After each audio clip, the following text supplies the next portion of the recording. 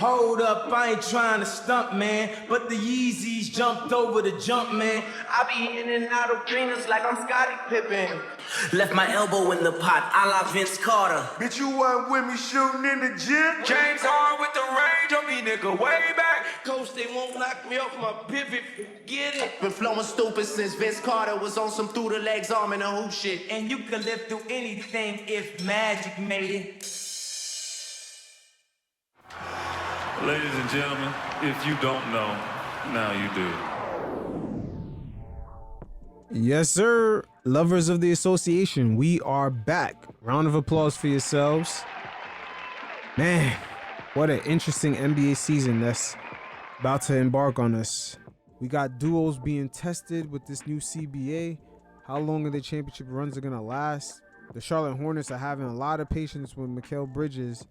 With Kai Jones, it was a different story.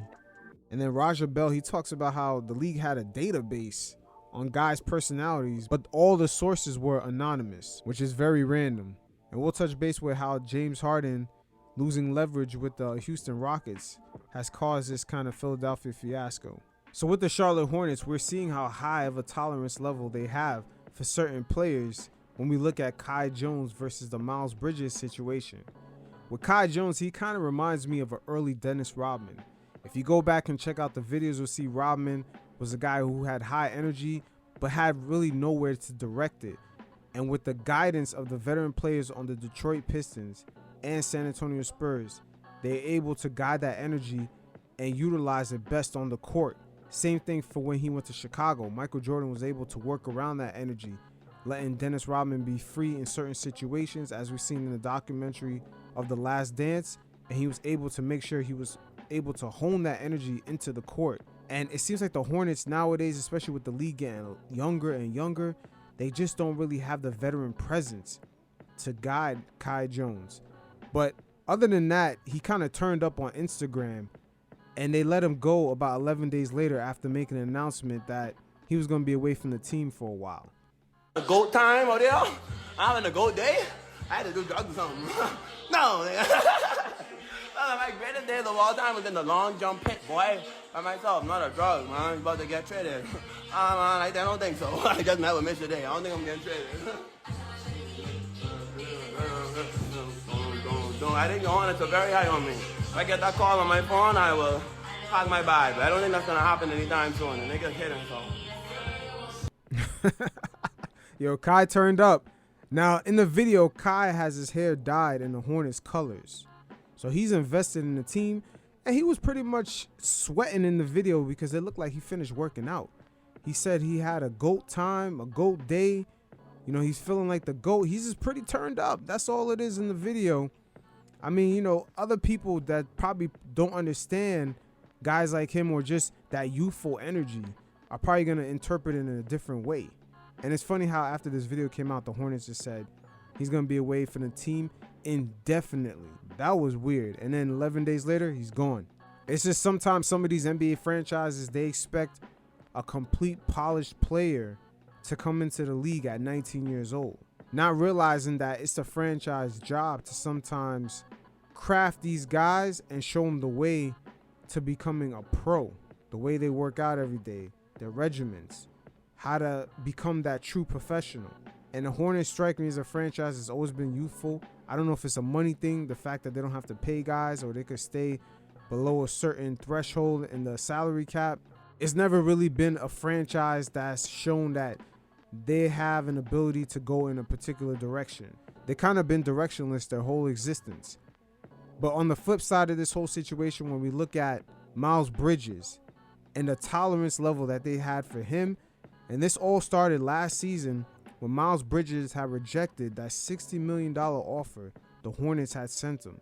Just how Jalen Brunson wasn't able to capitalize on his extension with the Mavericks, and then he had a great season, was able to cash in last summer, Miles Bridges was in the exact same situation, except he rejected his extension offer because he actually got offered the extension, unlike Jalen Brunson. He took Rich Paul's advice and bet on himself and averaged 20 points per game, and he was set up to cash in last summer. And that's when, in June, he had the incident.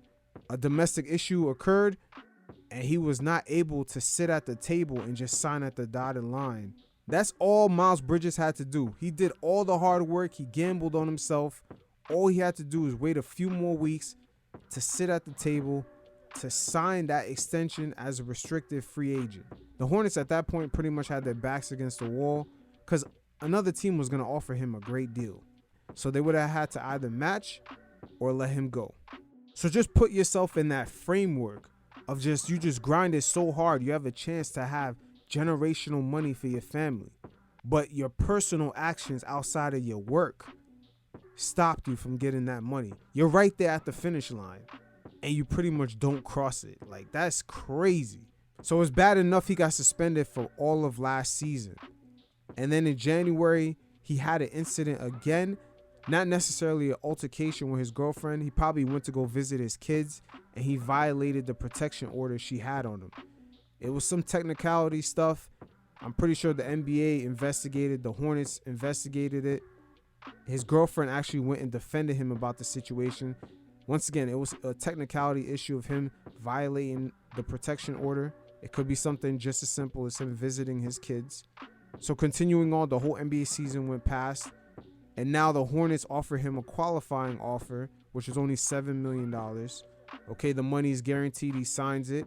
He could start off fresh for this season, grind it out, and work your way to a big contract next season. But no.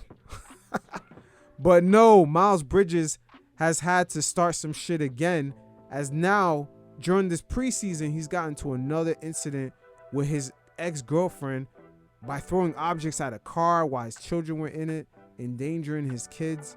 While with his ex-girlfriend, she's also endangering the kids. This is a mess. This is a mess. This whole situation with Miles Bridges has almost completely fucked up his rebrand, and he has no one to blame but himself. I know Rich Paul gave him the proper guidance, was like, yo, opt out of this deal, bet on yourself, and you can cash in. And that's exactly what happened, but Miles Bridges has only himself to blame. And to get into another incident after all that, even the Hornets said that they were completely blindsided by another situation that just literally happened again. So it seems like the Hornets, like many other professional sports teams, have taken the NFL blueprint of just, we might consider a guy with a checkered past just because he provides so much value to the team. And unfortunately for them, due to this recent incident, it's making them look real bad. But no one has themselves to blame but Miles Bridges. With this brand new media landscape, now the NBA viewing audience gets a brand new perspective to what's going on behind the curtains, as a lot of these players now have platforms to speak up. And Raja Bell spoke about something that I found very interesting. He mentioned how some NBA teams had a database on certain players. Not only did it contain things about their skill sets, it contained random comments made by team personnel, or it could be someone that drove the bus, about their character, and it was random. So anyone could input something on the player's profile, and it could be anything about his character flaw or lack of. Like I was, because I also, let me just tell you this. I'll tell you a little quick story. I think I've said it before. When I got into the Cleveland Cavs front office, I was trying to learn on the fly, a lot of different things, scouting, all of this, right? And so there's the scouting database that you can go into, plug in a name, and when you plug in the name, it will give you, it'll give you a bunch of information on the player stats and all of that. But what it'll also give you is any interview that you've done with a staff member of another team or a security guard or anyone who gave you what they call quote unquote intel on the player. And you're kind of obligated to type that up and put it in his file. So I looked myself up, right? And it was good stuff, like until I got to Charlotte. And when I got to Charlotte, it was an unnamed staff member that just eviscerated me to whoever in Cleveland was doing this report. They said, I was this and I was that. They questioned the legitimacy of my children with my wife. I mean, this was in detail. Oh my God. What? Bro, I was seething. And right then and there, I said, you know what, bro? We have to be better. And I said this in our meetings with the Cavs. I was like, this has to be better. This can't be in people's files. This is unvetted information. it's patently false because I can tell you for a fact because it's about me, right? And they know my wife and my kids are there, right? Like, so this is lunacy. And the fact that we're putting any credence into this is beyond me. And the pushback I got was, well, we have to have some insight into who a player is and so on and so forth. And I get it, but at the same time, it can't be this. It can't be like, that's completely irresponsible though, bro. And the person is unnamed too. That's cowardly. That's analytics culture right there. These people don't want the responsibility of traveling out and talking to people. That sounds like a complete analytical cultural thing. These guys just want everything in a database and they're just going off of what the data says. But just randomized intel, I don't know if that's just the way to go, because that definitely could affect players' contracts.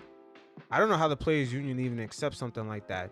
There's no problem with having a database full of players' skill sets or what they do, their habits, their tendencies, but just random intel with no name on it. I mean, you could look at it this way. A owner could be mad that a player walked out in free agency due to the fact that he had a more lucrative offer elsewhere. Then they could put in a random comment and act like it comes from a random staff member. These are the like kind of gray areas that allow when stuff like that plays. But it's very interesting that the Cleveland Cavaliers had a database like this, and I'm wondering if it was just them or if other NBA teams had a similar database. But all this stems from analytical culture, and to me it's kind of front office laziness. A lot of these guys just don't want to travel and speak to other NBA personnel on the player's character and do their own interviews and research. Very lazy. Throughout the modern era, most NBA teams, when they're making their long playoff push and they have their established players, they usually make their runs from 4 to 7 years. And when I say modern era, I'm talking about Magic Johnson, Larry Bird, all the way up until present day. But we always seen these teams have a 4 to 7 year stretch where they make their runs year in, year out, deep playoff runs, and they're trying to make championship pushes. And I believe the longest stretch we've seen was from Tim Duncan and the Spurs. But if I'm wrong about that, you guys correct me on that. With the new upcoming CBA, this everyday occurrence with teams on this type of level will be put to the test. And we're going to see many duels throughout the league, even the guys that are up and coming like Desmond Bane and Ja Morant. We're going to see those duels have a much narrower window to make their championship run. And that's because with the new CBA, once guys qualify to make a certain percentage of the cap, whether that be 35% or less, with these max deals, which fluctuate up and down depending on the player's circumstance, how often they make all NBA. But once you have two players that are kind of almost touching the super max threshold of 35% of the cap, it becomes difficult to put solid players around these duos. Because now going forward with the new CBA in 2024-2025 season, teams that start to go over the cap by 17 million from back-to-back seasons, I believe 2 out of 4 years, they start to get punished. So them actually maintaining their teams from year in, year out become much more difficult. Their first round picks end up going at the end of the first round automatically if they're over the cap by 17 million for 2 years in a row. Or if they're over the cap by 17 million for 2 out of 4 years. And that's not even the worst of it. If they stay over the cap, they're limited on using mid-level exceptions, whether to pick up players or for trades. Same thing for their first round picks. They're limited on how many first round picks they can get or send out in trades. And most importantly, they're limited to the type of contracts that they can trade for. So if they have a supermax player, things are not working out, they can only trade him for another supermax player until they get under that $182 million threshold. So a lot of teams right now, present day, are going to be put to the test with this going forward from season to season. The Celtics with Jason Tatum and Brown, the Bucks, the Suns, Grizzlies, Nuggets, Clippers, and to somewhat degree the Lakers, but most definitely the Mavs. As the Mavericks move along, they're going to try to put pieces around Kyrie and Luka, and things might get a little tricky because they're going to have to dip in and out of being over that luxury tax line of $182 million.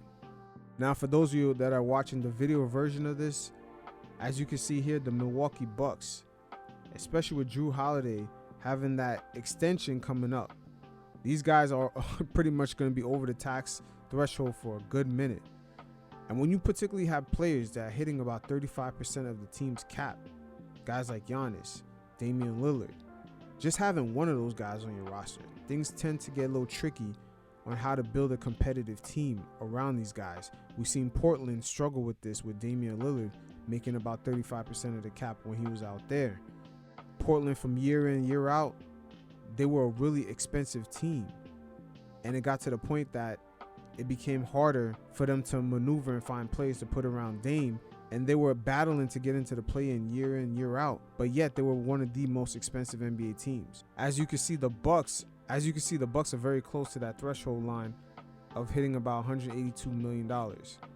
They recently re-signed a couple of key guys like Chris Middleton, Brook Lopez. But from year in, year out, they're going to be mostly signing minimum role players just to stay away from that $182 million second apron tax. So they're very front heavy with the starters and their salaries.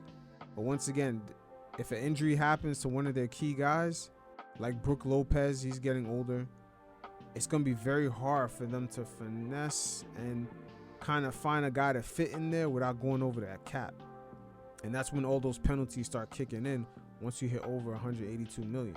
Now, the Boston Celtics are a team that everyone's looking at to see how they're going to maintain this squad with both Jason Tatum and Brown making all that money, especially when Tatum next season is eligible for his extension.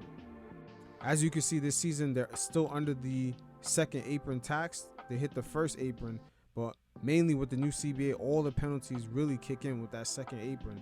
They kind of lock you in to the players that you have. They make it hard for you to acquire new pieces around the players and move guys around that are not working out. So the Celtics for next season and the season after, depending on what role players they want to put around Tatum and Brown, they're always going to be close to hitting the threshold of $182 million. So the fact that teams are going to have to go in and out of the second apron like that is going to leave that window of guys making their championships run smaller and smaller. Not only the money and the books have to balance perfect, but things on the court have to be perfect also. Guys got to be healthy. Guys got to be clicking on all cylinders and maximizing their time together while they still have it on the court, because you never know. Maybe they might put a good role player around Jason Tatum and Brown for one season, and then he's eligible to get more money the next. And of course, they're not trying to dip into the second apron tax and get penalized with their draft picks and limited roster moves. Now, one team in particular that's going to be in that luxury tax, it's almost a guarantee, is the Phoenix Suns. They're pretty much all in. So if Bradley Beal gets hurt, Kevin Durant gets hurt, when I say get hurt, I'm talking about having a season-ending injury that takes about a year and a half to recover, they're pretty much stuck. And if they want to trade one of these guys away, they can only trade a guy making a similar salary.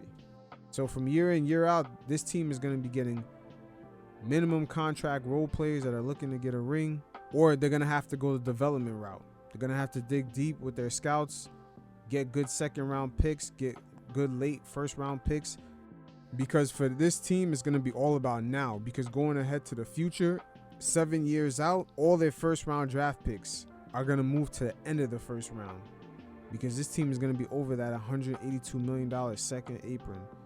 So if Kevin Durant doesn't bring home a championship, along with Bradley Beal and Booker, this is going to be a major fail, not only currently, but also in the future. Now, the Memphis Grizzlies are an upcoming team with the duo Ja Morant and Desmond Bane, but next season, Desmond Bane's new contract will kick in, and between him and Ja Morant off rip, their salaries almost equate to $80 million.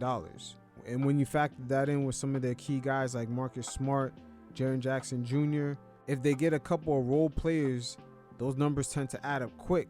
So not only the roster selection with the role players have to be perfect, but these guys are going to have to be utilizing that time frame of just having everyone together. They're going to have to maximize that to the fullest. But with the Grizzlies, they're a small market team. I don't expect them to dip into the second apron, but potentially this team, they probably will end up going the route is dipping into second apron for one season and then making sure that they're out of it going forward until 3 seasons later that they could dip right back into it. So that way they don't get penalized on their draft picks. But any season that they dip into that second apron, they are limited for that season as far as mid-level exception trades, matching salaries. They can't group guys together and try to match a salary.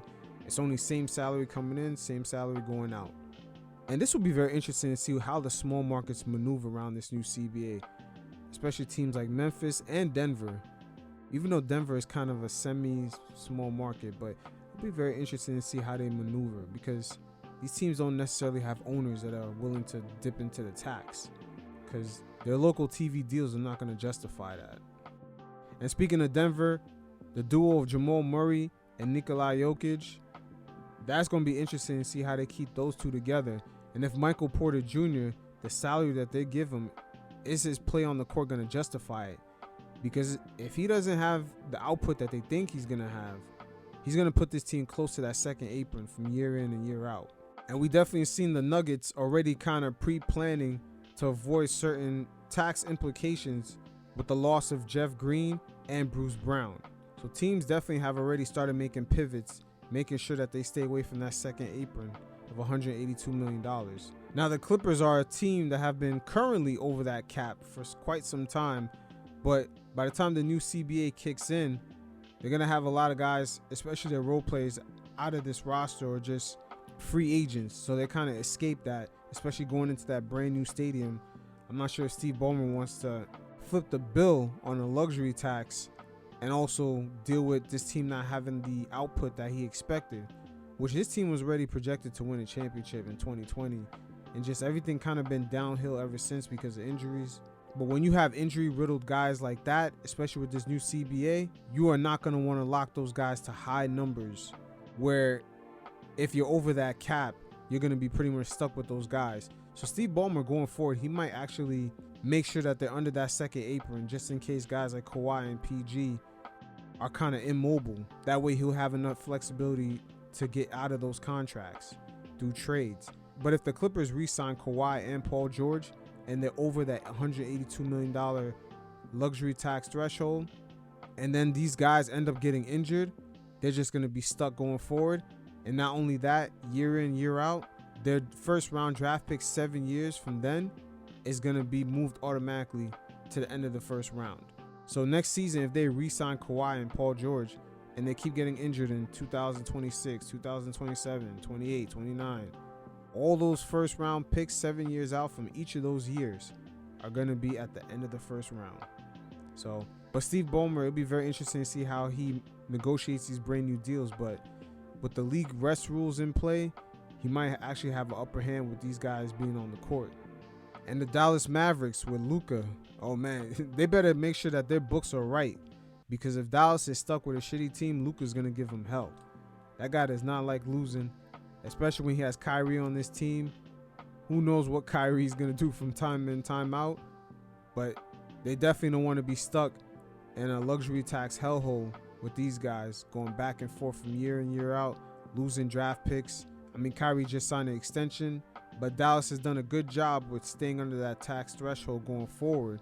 But they are going to have to continue signing role players, and they're going to have to be very, very particular, as they still have guys on the books like Tim Hardaway Jr., Maxi Keebler. But when these guys' contracts are up, if they need a slight bump, it will push them closer to that threshold. But development is going to be major for a lot of these teams that have these high salary guys on there making about 35% of the cap. Development is going to be a very key thing for these guys to kind of skate being stuck in a luxury tax hellhole. It's almost like these teams in a way have to operate how the Lakers have been operating the past few seasons. Even though they got LeBron James and Anthony Davis on the books, they seem to have gone with the development of some younger guys and just trying to find gems that kind of fit to their team. But the Lakers, if they could find maybe like a nice 3-and-D guy that can make about $20 million, that'll actually put them above the tax threshold in that second apron.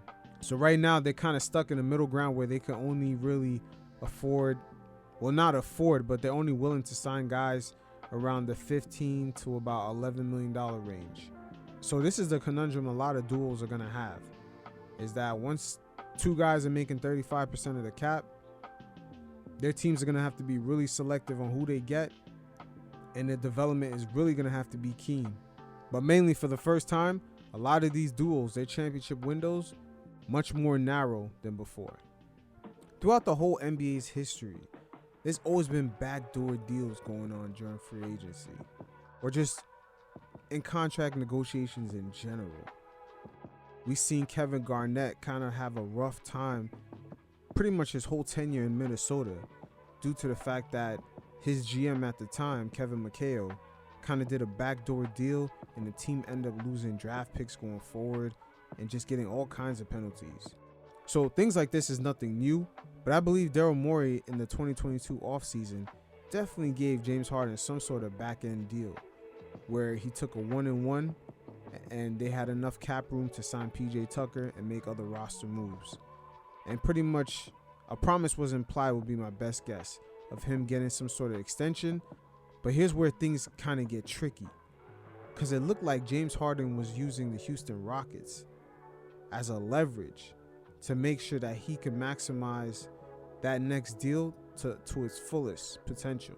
And after last year's playoff performance, I don't think Daryl Morey was having it.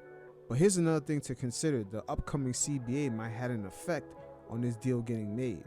Does Daryl Morey want to commit so much of his cap to another player that's really kind of falls short in crunch time? Because it gets real hard to build a team when you have two players on your roster that can make about 35% of the team's cap. But the Houston Rockets not going for James Harden this summer kind of pulled the rug under James Harden's feet.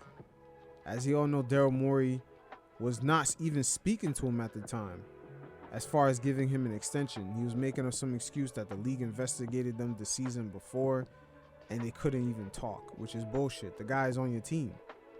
But the Rockets have plenty of cap space, and that leverage move that James Harden possibly tried to pull, you know, the Rockets could have given him a nice deal, and he could have leveraged that to get the same deal in Philadelphia by opting out. So in my mind, James Harden possibly was thinking, let me opt out of this deal and have an agreement with the Rockets where they're going to offer me a super max, because the Rockets did have $59 million in cap space left over. So James Harden was thinking, let me secure a deal with them, a verbal agreement of some sort, and then I'm going to take it back to Philadelphia to try to get the same deal there. And I think Daryl Morey called his bluff, because James Harden, on the very last day, opted right back into his contract. And in the very first hours of free agency, the Rockets already had a deal with Fred VanVleet. And for Ume, this worked out perfect for the Rockets, because it couldn't be any worse of a time for James Harden to try to come back to Houston, because they're actually trying to establish a culture around their young, impressionable players that's been pretty much been playing freestyle ball for the past 2 seasons. That's why I believe James Harden was never going to go there. He was just trying to leverage it while he opted out of his deal in Philadelphia to let Daryl Morey know, hey, I have a deal in Houston. Are you going to match? But Udoka, interesting enough, had to come to his defense, because of course the media is going to push narratives that he didn't want James Harden, and he had to actually speak on it. And we're going to hear from ChatGPT. Nothing against James, Udoka told ESPN, but Fred is just a better fit. I coached James in Brooklyn. He's one of the smartest players I've ever been around. The words IME doesn't want James never came out of my mouth. It was, let's look at the best fit. If we want Jalen and the young guys to take the next steps, we need them to have the ball. As for me saying I don't want James, that was never the case. It was about fit. Shout out to the ChatGPT calling him IME.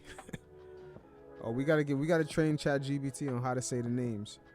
But the Houston situation left the 76ers at a weird crossroads, because James Harden doesn't necessarily have the value where they can go in the open market and get 2 draft picks for him, particularly 2 first-round picks. Teams are not going to give that up for James, especially with his large salary.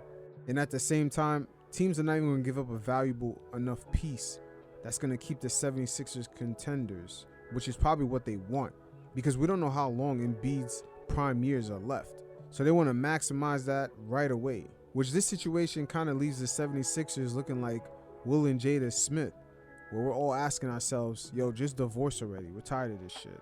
But ironically, this James Harden and Philadelphia 76ers conundrum has kind of left them looking like Will and Jada Smith, where we're all asking ourselves when they're going to divorce already.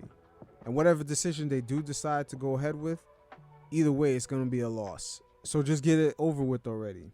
As the league approaches the eve of their negotiations with their TV partners, they're starting to market this pivot away from load management, and they're having Joe Dumars be the face of it, which is very clever because, once again, the NBA is a marketing league, but it's very clever because no one can argue that he doesn't know what he's talking about. He hasn't played the game. Because if anyone could tell the players and the coaches that load management doesn't work, of course it's a former player that's a two-time NBA champion, especially coming from the bad boy Pistons. Now, we've seen Adam Silver make numerous references to this new resting policy, to Joe Dumars said this, Joe Dumars says that. That right there is all part of the marketing, because making him the face of this is truly the rollout. In the past few months, we've seen the NBA owners actually addressing a few situations they kind of wanted to deal with. The player movement and also the players resting. And at some point as NBA fans, we understood that all these things, after a certain time, they were going to wind down. It was pretty much the end, because these players can only finesse these billionaire owners for so long, because they found clever ways to institute a 65-game rule, then institute team punishments, which the CBA could do nothing about. So if the owners punished the teams for resting the Players Association could not even get involved. So those two policies combined, the 65-game rule and the team punishment for resting players, is definitely going to force stars to be on the court to present a better TV product to their partners. And remember, that 65-game rule, that number is not out of nowhere, because 65 games is the exact number of games the superstar players need to play in order to qualify for all NBA team selections, and them making those selections instantly trigger them to get supermax deals. So all these things tend to tie in together. So right there the owners address the players not actually playing in these games, and then their second task at hand, which we seen them do months earlier, was addressing the player movement with the new CBA. So teams that kind of stockpile up on stars, they become limited. And it forces them to get rid of the players, because at some point they're not going to be able to pick up pieces to put around the bench and make certain trades. So the NBA owners as a collective this summer have found ways to kind of tippy toe and not overtly look like they're limiting player movement and players resting, but at the same time they've clearly addressed these issues. But with this new rest policy and the fact that Joe Dumars has been made the guy to be the face of it, a few questions kind of came out of nowhere when Joe Dumars had did a sit down with all the NBA coaches and numerous executives. Let's refer to the chat GBT. Not only has Dumars suggested scientific data no longer supports load management, but also he has said the league wants to reestablish a culture where every player should want to play 82 games. It just doesn't show that resting, sending guys out, correlates with lack of injuries or fatigue or anything like that, Dumars said Wednesday. Now, isn't that quite convenient that the data no longer suggests load management works at a time when you're just about to sit down with your TV partners to negotiate those billion-dollar deals? That is a very convenient time for load management not to work. But an NBA executive named Evan Walsh got straight to the point and really let you know what this resting policy is really all about. Let's go back to ChatGPT. We don't need our TV partners to tell us that when teams sit players and when players don't try at an all-star game that makes for worse competition, Evan Walsh, the NBA's executive vice president of basketball strategy, said on Wednesday. It's incredibly obvious to us, and ultimately we're trying to serve fans. Yes, it's the case that because we're negotiating TV deals in the next year or two here, it takes on even greater importance because we're in the middle of those conversations. But we can self-identify that these were issues that needed addressing independent of any outside influence. So as we can see, the terminology they use is very careful. How they always imply in the middle of their sentences after they talk about their negotiations with their TV partners that's up and coming, they also refer to serving fans at the same time. This is what the fans want to see. Hey, this is for our TV partners to produce a better product, but at the same time, we're also serving fans. That's all part of the marketing behind this new resting policy. But I can't really say serving fans is as important. As we all know, most of that NBA revenue comes from that TV deal. And if they really cared about serving fans, they would have addressed this issue a couple of seasons ago. This has been an issue for more than 5 seasons now. But interesting enough, a scientist that worked for the league He actually revealed that this is all part of their marketing plan, and the league needs about 10 years of research to know if this resting policy works or not. Let's see what the scientists had to say. The science tied to load management isn't proven yet in either direction. If we're all waiting for this to be evidence-based and for the science to support it, we'll be doing it 10 years from now, the former sports science director said. That's how long it takes to get our research. And then the next research paper disproves it. So in elite sports, we're early adopters. We can't wait for science and research. We can use the concepts of base science and apply them. But if we wait for evidence, we've missed. We're fired because we haven't stayed ahead of the curve. So me personally, I'm not so much into science, but this former science director here that used to work for the league is basically saying that if they wait for the research, that they're going to be too late, and that the league should have been hired guys to look into load management since, like, I guess the 90s, the 2000s, and then they should implement it in the next decade. And at the same time, they should already be looking ahead for 10 years in the future to start implementing other data collection and other types of concepts. So either way, the league is always going to be behind, especially now. It seems like they just canceled the research overall. And we seen during the pandemic how a lot of people had issues with taking the jab because, of course, they need a couple years of research. They can't just kind of find a formula to something and just start giving everybody a jab. And we're seeing this former science director actually kind of lay out that concept that not only you have to stay ahead of the curve, but it also takes years of research in order to come up with some of these concepts. But again, this is all about marketing. They're going to market the fact that they're serving the fans, that the fans want to see this. And then they're going to also utilize the fact that they have a former player in Joe Dumars that happens to be the vice president who played in an era where guys were fighting and grinding. So he's going to be the face to tell the coaches and players that, hey, this is an 82-game season. Once again, the NBA, it's about 60% marketing, 30% business, and 10% basketball. But I'm going to get out of here. You guys definitely check out the mailbag below. Leave me a voicemail. I'm going to feature a segment on the show with your questions. And until next time, you fellas stay safe. Peace.